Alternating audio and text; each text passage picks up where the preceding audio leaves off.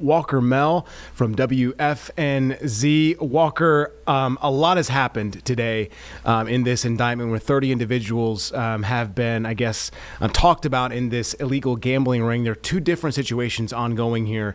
So I'll just set the scene here while you're obviously going to talk to us a little bit about Terry Rozier and how he is involved in this. But there are two situations. One of the cases is dubbed Operation Nothing But Bet. The other one is dubbed Operation Royal Flush, which is really talking about 31 defendants who were in this plot to rig underground poker games.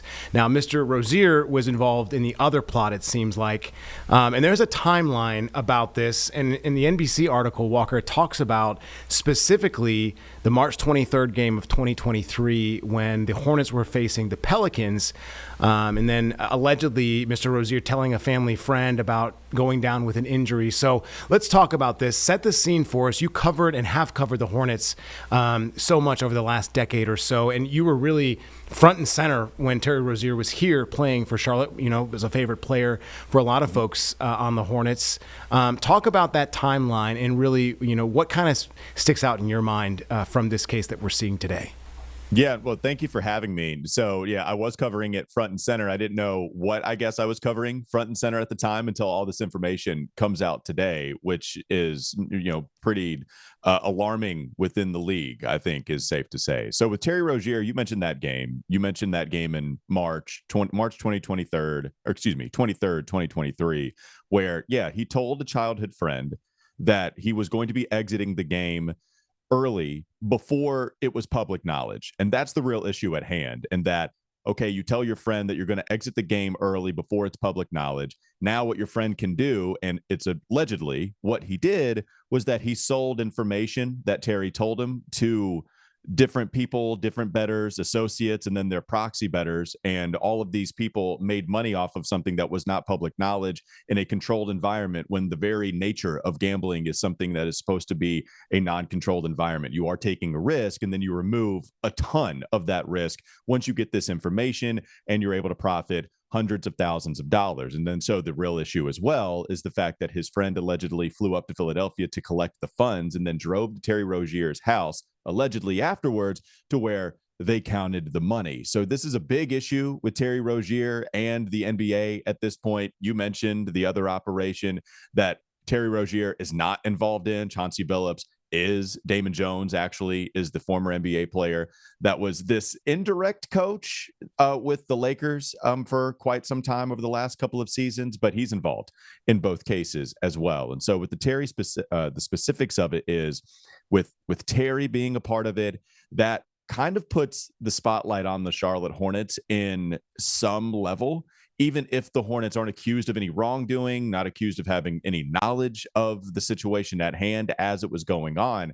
What's interesting to me is that Brian Windhorst on the Rich Eisen show earlier today said, with Terry Rozier going out of that game in 2023, he actually wouldn't play another game that season. So we all thought at the time it was because of this injury that was being reported on, except now it doesn't look like it was an injury. Again, this is all alleged. And so the NBA could have just pulled him and said, you're not allowed to play another game.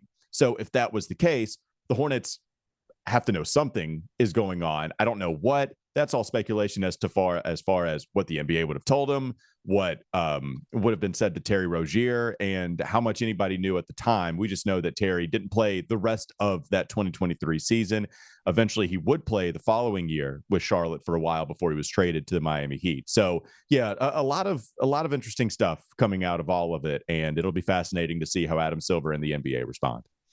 Well, let's just talk through this, right? A very convoluted situation here, Walker. And it says in this article that, Rozier's choreographed exit in that 2023 game against the Pelicans was just one example of the information sharing system at work. And in fact, Damon Jones, who we've seen in the NBA, has been a prominent person himself, sold information apparently on a prominent NBA player's injury to bettors while he was an unofficial assistant coach for the LA Lakers. You kind of alluded to that in February of 2023. So they have a number of these situations. In fact, when the game started that night, fans and viewers learned that LeBron James was out with a sore left ankle and foot, according to a game recap from that time. So it will be very interesting to see who else is related to this, because this is, again, as we've specified, just one part of this case. The other dealt with, obviously, Chauncey Billups, as you said, kind of being the face for these type of gambling games where they would lure in these high-stakes poker players using some type of contact lenses that would literally read these cards, Walker. I don't know if you've read this. And then also X-ray table machines that would help him win, and at some point he would have to lose so it wouldn't become obviously in their face, right? So folks would think that this could be something that they would look into. But it was just out today that 4 of the 5 crime families from New York, we're talking the Genovese, the Lucchese, the Gambino, and there's another one that were involved in this where these illicit funds were apparently going to. So it will be very interesting to see, again, who is wrapped up in this, because it seems like some prominent players are involved. And again, even though the name LeBron James is involved in this, this is not to say that he was directly indicted in this. But again, numerous incidents that they have. And again, just to bring this to fruition, the NBA denied any wrongdoing, not too long ago with Terry Rozier's case, right? Yeah, they did. And then it was reported months after that actually wasn't the case, that they were a little too quick to jump the gun on that situation. And so the FBI had been investigating the situation with Terry for quite some time. So you brought up all of it, right? I think the real issue is what Kash Patel of FBI said was insider trading within the association, within the NBA. You have this knowledge that you can directly benefit from before the rest of the public knows, and you're able to profit hundreds of thousands of dollars, depending on how much you were willing to bet on these prop bets specifically, right? Because you're not betting on spreads, which is the amount of points that a team might win by or lose by. You're not betting on money lines, which is just outright winning and losing. You're betting on player props, and what you're doing is you're betting on the under for these player props because you have firsthand knowledge before anybody else knows about a player either leaving the game early before the game happens. You know he's going to leave the game early. So the idea is that you bet the under, you bet a lot of money on the under. Well, if you can't reach some of those marks, that's hard to reach in, let's say, 30 minutes, you're not going to reach it within 10 minutes. In the Terry Rozier case, the 9 minutes and 34 seconds that he played in that game against New Orleans in 2023. So this is the idea that you can just put a whole bunch of money on the under for whatever player you expect to leave early or that has an injury. And in the Chauncey Billups case, for instance, Portland was really going to amplify their tanking measures in order to get a better pick in the 2023 NBA draft. They were really going to turn that up at a certain point in the season. And it just so happens to align with when there were some bets coming in on the Trailblazers losing a lot more, right? The very idea of tanking is that you're purposefully going to lose as an organization, even if the players aren't outright throwing games. The players don't tank, the organizations do, and the coaches know about it. The coaches are mandated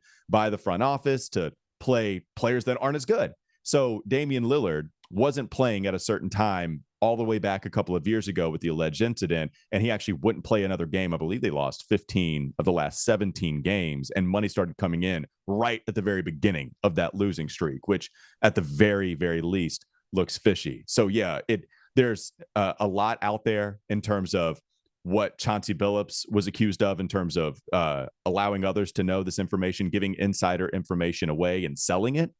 Same thing with Damon Jones selling some of that inside information on the Lakers front. And same thing with Terry Rozier selling inside information on what he himself was going to do. So it's an awful look, even if the NBA itself is not having any part in the control of these games. I know a lot of conversations or conspiracy theorists might say that the NBA is rigging it. At worst, I think the NBA is going to be guilty of negligence for allowing Terry Rozier to play the following year, right? Because he didn't play the rest of that 2023 season as soon as he took himself out of the game, but he ended up playing at the beginning of the 2024 year. And the real issue too is that the gambling sites actually let the NBA know as soon as they got all of this money on the under for some of the Terry Rozier props. So the NBA knew that these bets were flagged. So they knew exactly the risk that was being taken here, which is why they might have pulled Terry Rozier. And okay, you pull him, he doesn't play the rest of that season, but then why is he playing the following year? Well, it could be because in your investigation within the NBA, you decided that there was no evidence of wrongdoing. Okay, but now with these allegations, it looks quite bad. So the NBA is going to have to answer for that. Either you're going to have to answer for why you allowed Terry Rozier to play that following season, or you're going to have to answer for why you found him not guilty of any wrongdoing within your investigation. Great answer. I got to ask you because his attorney, Rozier's attorney, earlier today, even on WCNC Plus, we had a live interview. We heard him talk about Jontay Porter, that this wasn't a Jontay Porter case. And as many people probably remember, Jontay was given the death penalty for the NBA, basically, did not play again, pleading guilty in federal court because of the alleged betting that he had done on NBA games and disclosing of confidential information in his own participation to bettors. Do you see any similarities between either case? Neither one of us are law experts, but you've been covering, sports, and we've seen just the turnover and how betting has become a huge thing. I mean, even ESPN bets, they run that crawl throughout their entire show. So it's hard to get away from, especially in sports right now. Do you see any similarities to this? Because as I said, he brought up the Jontay Porter situation. There seems to be similarities, but also some vast differences as well.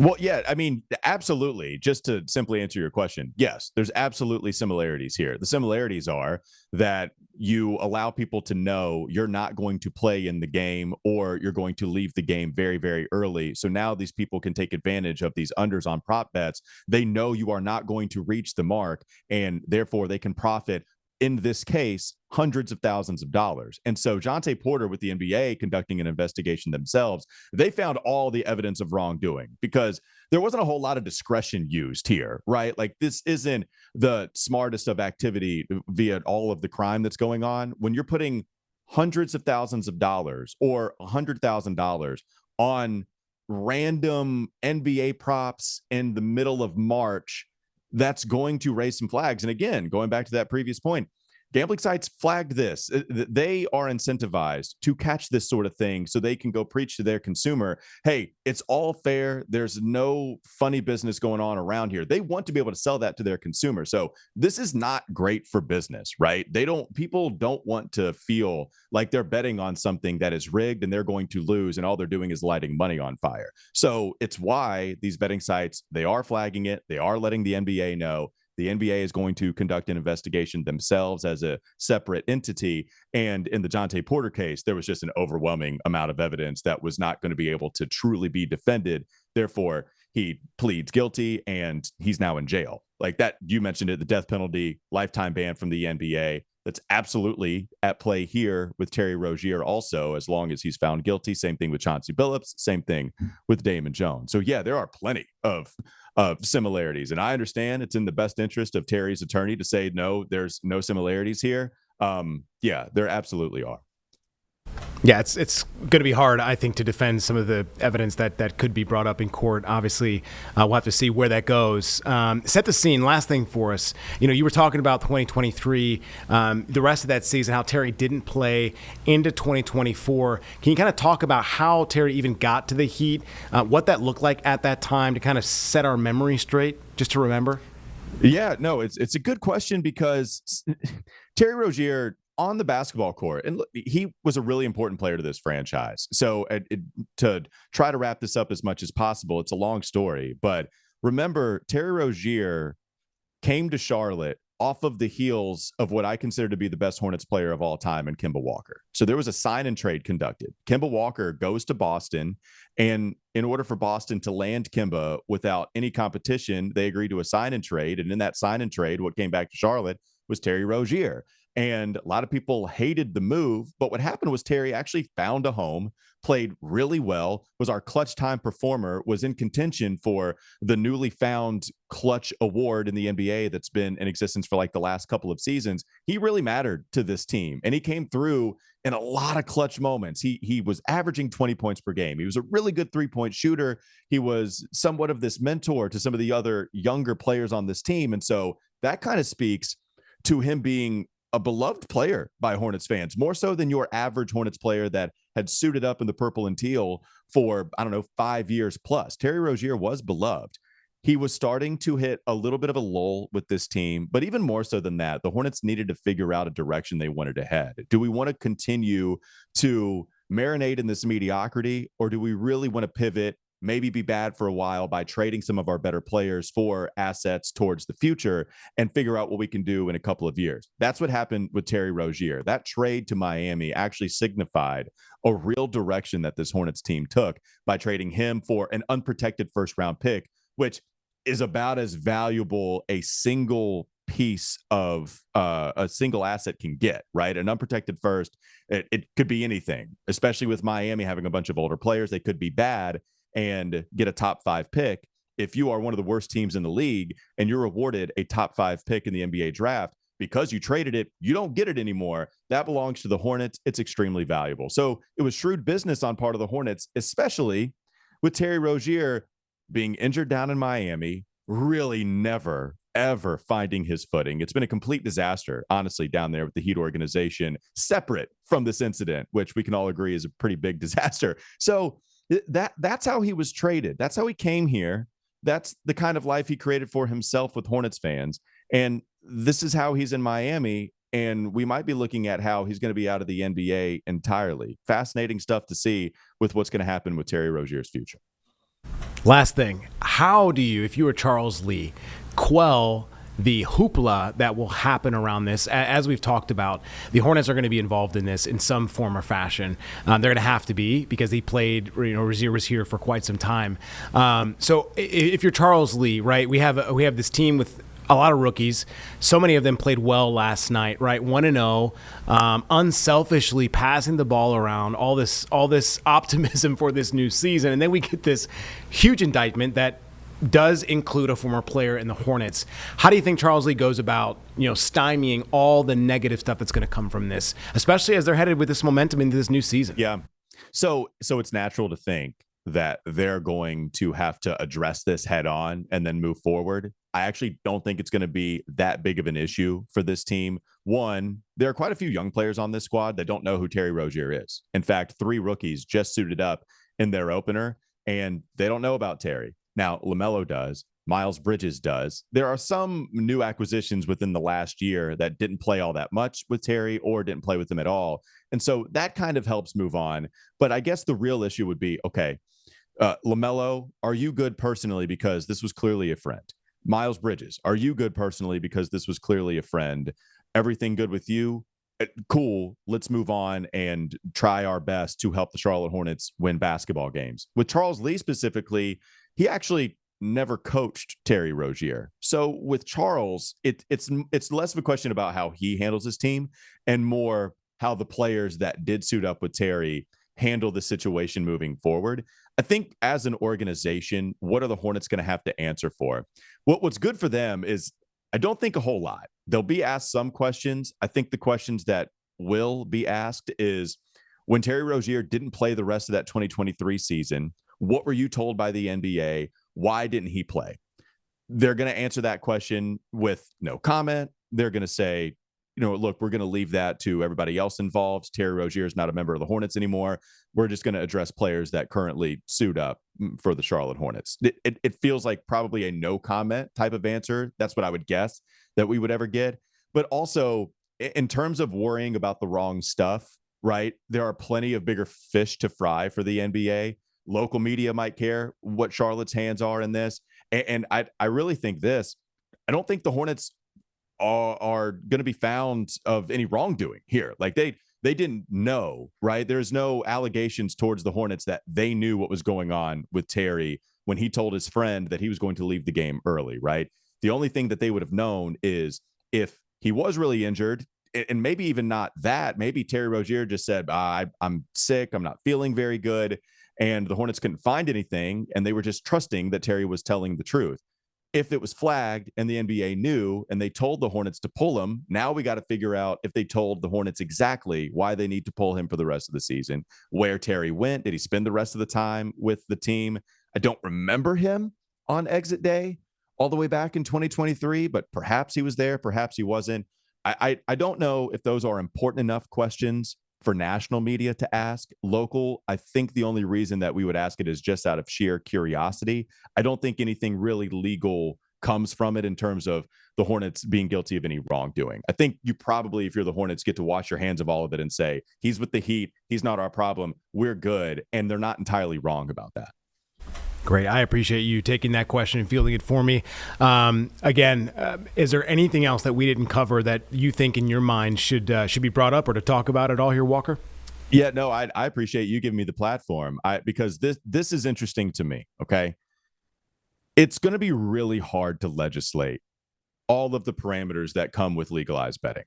And the hardest part to legislate is the soft spots in the system. The soft spots are when you have a shoot around or you have a practice or you have media availability.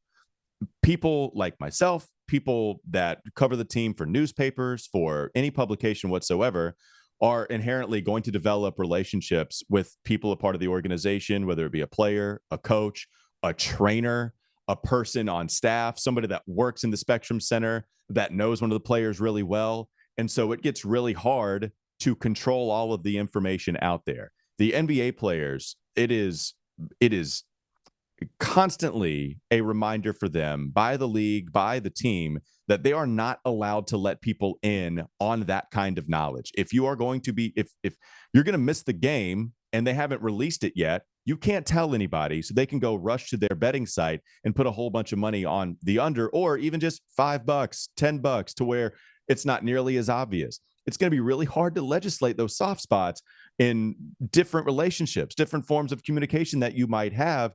And it's why I think they're going to crack down. The NBA is absolutely going to crack down with all of this coming out today. But I don't know if they'll ever truly be able to put the clamps on any of this type of stuff happening. People are going to get smarter. You're always going to have those relationships. And it's always going to be something that the NBA keeps an eye on, even if it means they can't stop it. Well, that's a discussion, right? I think I've read a couple of different articles today, Walker, that talks about how do we go back to making gambling illegal again, or maybe just keeping it in Las Vegas where it was for so long, right? And I don't know we go back to that point. But it is interesting, as you talk about, to see some of these soft spots because it is, I mean, it's all over. I mean, they're putting it, I mean, there are so many disclaimers that you can find, the small print, that it is hard. I mean, outside of maybe putting an NBA official with those individuals during those soft periods, I don't see how they get around that. So I think you do bring up a big question that I think they're going to have to answer. And I imagine they are going to try and legislate this, but there are going to be some holes probably in that as well. So I guess we'll see, where it goes. Yeah. And again, one thing that I really hope doesn't result from this is such tighter media access and limited media access, which hinders media's job covering the team, even if this is something that clearly needs to be addressed. I hope that it doesn't come at the expense of people's ability to do their job in relaying the information that is supposed to be public knowledge to the people that care about this sort of thing, that, funds the whole cycle that is sports and entertainment. It's going to, we'll see about some of the pitfalls. Yeah, I mean, look at what the Panthers are doing, right? Waiting on. I know that this is a totally different relation, but I think that's why you hear injuries in football and stuff like that. It comes out way later, and I wonder if that's what they'll do in the NBA, is to hold some of this information as long as they can, to depend on where it goes and who hears it. So this is honest, new like be as honest as possible. I think that's what's going to happen too. Is like that no hiding it, man. We're going to come out with it early. No competitive advantage. Trickiness here. Yeah, it'll right. I don't know how the NBA is going to respond fully, but they do have to respond, and it's got to be a pretty strong response. Certainly it will be, especially off of what we saw from Jontay Porter. Walker Mel with WFNZ and Locked On Hornets. We certainly appreciate your time, sir. You do a great job, and we appreciate your expertise as well tonight. Thank you so much, man. Yeah, thank you, guys. I appreciate it. All right, we'll see Walker hopefully soon.